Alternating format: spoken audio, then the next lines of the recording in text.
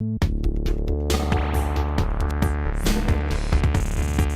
concept behind misalignment is incredibly simple. You're printing something and you print out one side, flip it over, put it back in the printer, have it print out on top of each other.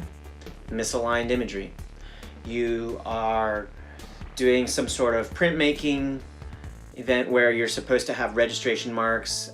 You're placing one color on, then you're placing another color on, but you need to make sure those colors fall in the same place. Don't use the registration marks. Print incorrectly. You're creating a visual art piece with stamps.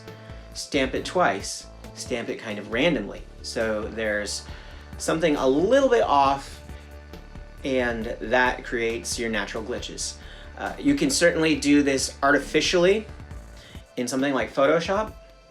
Very frequently, if I want to make something look just a little bit off and strange, I will take an image in Photoshop, I will duplicate that image so that I have two of them on separate layers. I will make the top layer's opacity lower, something like 50%, or use a blending mode such as lighten, and then I will slightly shift it so there's just a little bit something off there.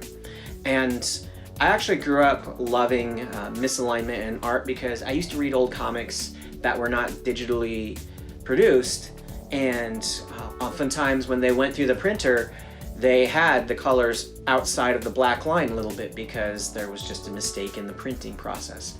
You know, that kind of thing was not intentional as an art style, but those of us who grew up looking at that work recognize things like the halftone, the misaligned colors, the fact that they had a limited color palette. And certainly the pop artists of the 60s made strong use of that. Artists today who work in comics, such as Mike Allred, make use of that in their graphic design choices as well.